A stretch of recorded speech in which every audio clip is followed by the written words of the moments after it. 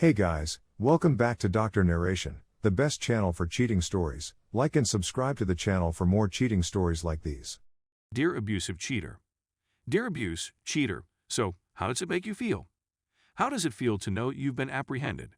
Do you know what it's like to get kicked out of a place? You've earned it, without a doubt. Let's take a look at what really happened, rather than what you've been telling yourself and your friends and family to keep them comfortable. You haven't had anything to do with me in 5 years. I did everything I could think of to get in touch with you. I tried chatting and yelling at the same time. I tried to be nice, loving, frigid, strong, and weak at the same time. Everything. I tried to convince you to join me to the treatment facility. I failed. You didn't seem to be interested. I told you that not being touched and being treated as if I were nothing more than a roommate made me feel so bad about myself that I contemplated taking my own life. You were still disinterested in what I had to say, despite the fact that it was detrimental to my physical and mental health. I made every effort to cope. You were still disinterested in what I had to say. Even though everyone and everything told me to go, I stayed because I felt you cared about me and my well-being. You were still disinterested in what I had to say. What was it that aroused your interest? Apart from keeping me around for my cleaning ability and income, what else is there to keep me around? Him. A UPS driver, to be precise. Oh, he only gave me his phone number in case I wanted to make arrangements for a special pickup at a later time. Seriously, were you expecting me to purchase it? You wanted to have an emotional affair with him, but you couldn't. You were ready to send him the love messages you hadn't given me in years since you had missed me so much. Clearly, you were attempting to keep your whereabouts a secret from me. You were eager to demonstrate all of the indicators of cheating that were there. Yes, I did look at the messages on your watch and respond to them. I once observed your passcode, but I kept it a secret because I was losing trust in your ability to keep it. Yes, I was horrible with money, even if I tried to hide it, and I was much worse when it came to spending. Did you get authorization to send those SMS messages as a consequence of your actions? Cheating has no legal basis, hence the answer is no. You were the one who failed to remember to bring your watch from home with you on your trip. Is this anything that was done on purpose? I have my reservations. As a consequence, I spent time reading the texts. Honey, honey, honey, honey, honey, honey, honey, you couldn't wait to get a glimpse of his amazing looks, could you? What about him was the highlight of your 2021? Is it not my fault? Isn't that your son, by the way? You've got to be kidding, don't you? That's your strategy for getting out of here after 5 years of ignoring me. Do you remember how you sought to explain away the passages in the texts? Oh, he's a buddy. That's how I refer to my close friends are created for you. Real? I have a large number of female friends, and I can guarantee you that this is not the way female friends interact with one another. To live with the realities of your past as an emotional abuser. Isn't that what you do, isn't it? I'd reached the end of my rope. Anything I had intended to say to you had been silenced, like a light switch had been flipped. I had reached the end of my rope. As seen by your existence, I am capable of dealing with a variety of situations, but I cannot deal with a cheater, not even an emotional cheater. As a consequence, I completely disregarded you during the weekend. With my headphones on, you were a stranger and an illness that I wanted to get rid of as quickly as possible. There is a toxin that has to be eradicated. So, how do you feel as a result of it? What is it like to be singled out for attention? Perhaps you should have changed your passcode. Perhaps, instead of lying to me when I confronted you, you should have been looking for an apartment when I approached you. You were detained and publicly humiliated. I also wanted you to go. You, not your kid, are the one who should be punished. I couldn't take the thought of staring at you. You have many years to depart or to work on our issues if you so want. As a result, you decided to have your cake and eat it too, so you could have a good time while I cried in silence. As a consequence, you were the one who suffered.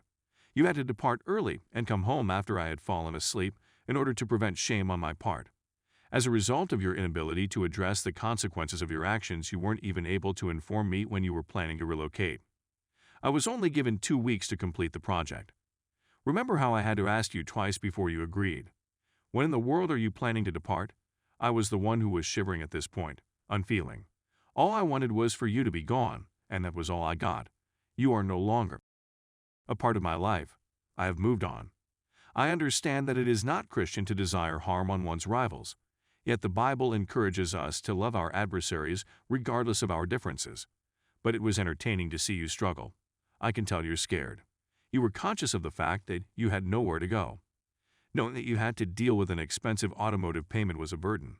Let me give you an example of how having bad credit came in useful. What I enjoyed about you was how you had to hide behind your son's horrible girlfriend, too terrified to even stand out for yourself. Where has all of the icy indifference disappeared to? What happened to the, "Meb, I'm not sure, and I'm not sure I want to"? Right now, the sight of you grab anything you could, run out the door as soon as you could with that small creature for protection, and scream at me while remaining quiet was something I well deserved.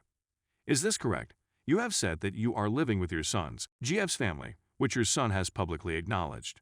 You just bought a home a couple of weeks ago. You now have your own private quarters, as well as 2 of our 5 cherished dogs. You better be kind to them, because I've already informed my rescue friends, and none of them seem to care for you at all. So, how do you feel as a result of it? There's just so much time in a day. She has taken refuge with her family. Running away in disgrace, leaving half of your belongings for me to give away or throw away is not acceptable. What does it feel like to sleep with your hand on a foreign pillow and nothing but your guilt to keep you company as you sleep? I made a lot of mistakes, but I accept responsibility for them, and I'm presently through counseling to find out why I made them and how I can change. I had a rediscovery of God. I was able to locate down my family once again. My life was rediscovered by myself. I'm starting to realize how much I'm appreciated. I'm feeling a lot better. So, please let me know. What emotions does it elicit in you? Do not worry, you have already been barred. Update 1. My ex-kid roommate surprised me last night when he showed up to pick up the remaining 2 boxes of stuff he had left behind in the apartment. My clothes was in the dryer when I saw him in the other side of my flat, which isn't really an apartment at all. He didn't want to bother me, so he just knocked on the top door, and they let him in without a problem. I wasn't sure whether I'd be able to make it, to be honest. I query as to how he is faring at the moment. Everything has changed at this point. He makes a statement. I wrap my arms around him and tell him how much I miss him, and that he is always welcome in our house. He is now staying with the family of his girlfriend. I didn't ask him about her, and he didn't say anything about her either. That's precisely what I was looking for. After all, I ghosted her and moved on from the situation. She threw away or donated everything she had left behind, with the exception of what was still in the attic. My landlord and his family were as gracious as always, and he was able to leave with his belongings and on good terms with me when he did. I advised him not to approach anybody he didn't know. I'm praying against hope that he won't be. Everything has changed, to say the least. After I dumped and sent his unfaithful mother out of the house, I had the idea that he was frightened and under strain. Things were plainly not going well for him at the time. I feel sad for him, however, since she is still his mother, despite everything. Everything is one of a kind. It is because of his mother that they are. Update 2. Tonight, 6 weeks ago, I regained control of my life. I confronted her about her infidelity. I informed her that I was aware. That's when I saw the messages. That confirmed my suspicions. I dumped her right away. I ejected her.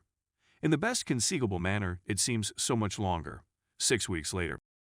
I've regained control of my life. I've rediscovered my passion for my house.